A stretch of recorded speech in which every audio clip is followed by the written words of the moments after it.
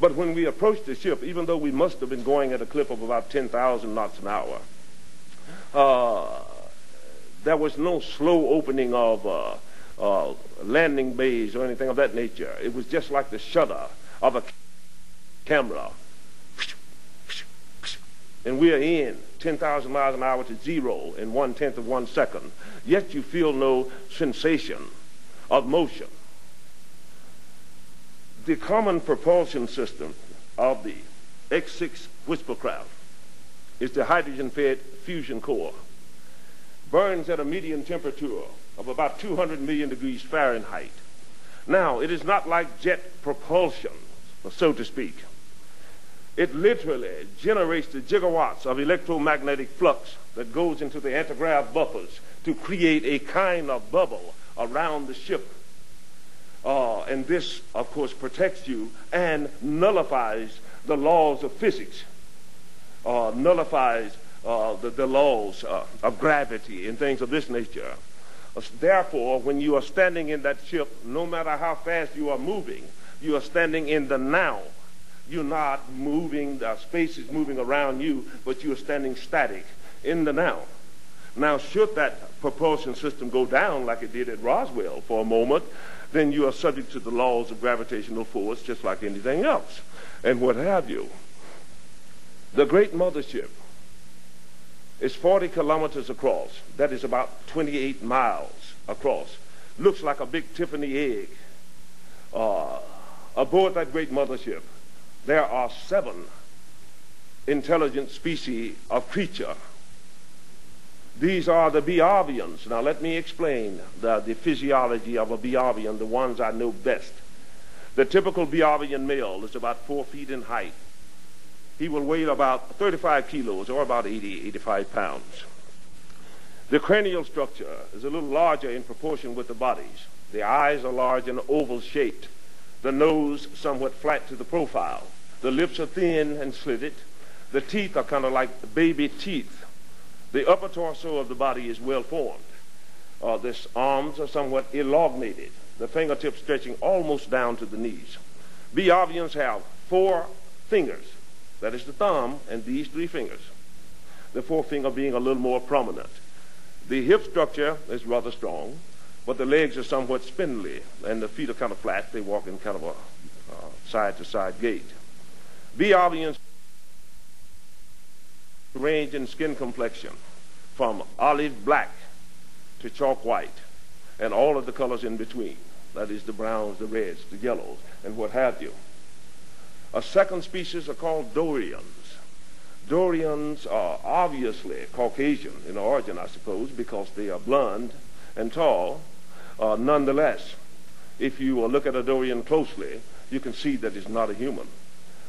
And also, they seem to be so similar in physiological dimensions. That is, they look so much alike, you can hardly tell one Dorian from the next, which causes me to theorize that quite possibly they are a genetically engineered type of a race or something of this nature, in that they look so much alike. The third species are called the Niptonians. They are wide set, stout of body, and they come from a high gravity planet. And they use a type of ether-based propulsion system that I'm trying to decipher. So they are water people. I understand that they may have been the Naimans of the Dogon, that they maintain bases under the waters on this planet, which is about the only place you can really maintain a base without being bothered in the deep oceans and things of this nature. They introduced the dolphin here to this planet, like the Biavians introduced the grain wheat to this planet to form static societies. The next group are called the Screed, or Stygians. Let's go to the Stygians. The Stygians are tall, leathery skin, red leathery skin, bony-like creatures. Not very nice to look at, but I found out that they are some of the more benign and loving species in all of the galaxies. On their home planet, they don't even have machines or things of this nature. They collect sunlight in crystals and things like this and release it at other times and what have you. They do not have ships of their own, but they work in the employees, so to speak, of the Biavians and some others. Stagions are valued because of their ability, their neurological ability to consume, tabulate, cross-reference, and give back in a coherent fashion vast amounts of data. So they are very super brains. They were implementary in helping the Biavians overcome the factor of 7 times light speed. For many eons, they could only run about 7 times the speed of light. Now they have attained a speed level of roughly 100 times the speed of light. I understand that there are 7 scientific applicable principles to reaching speed infinity, which is roughly 100 times the speed of light. These are light natural speed, LNS, light natural speed. If you're running at light natural speed, you are simply covering about 6 trillion miles a year. That you're doing a light year in a year. Now, contrary to popular belief, in some cases, light does not always move on a linear path. Light oscillates like this, oscillates. You don't want to get caught in the light stream because you'll be slow poking through space. They come from a planet called Biavi, which is located roughly 450 light years from Earth. Therefore, if you were only traveling at the speed of light, it would take you 450 years to get there and 450 to get back. So you must overcome that. Your second level is called ion trajectory. When you jump to ion trajectory, you are moving a little faster than light. From ion, you vibrate. You do it with vibrations. You vibrate up to tachyon. That's your next level. Then, when you reach tachyon, you see when you are approaching a particle, no matter how small, we know that opposites attract, don't we? Go to the opposite pole and that particle will pull you towards it. Once you're in the midst of that particle, it thinks you are it. Then what you have to do is adopt a like pole, and it will want to push you away.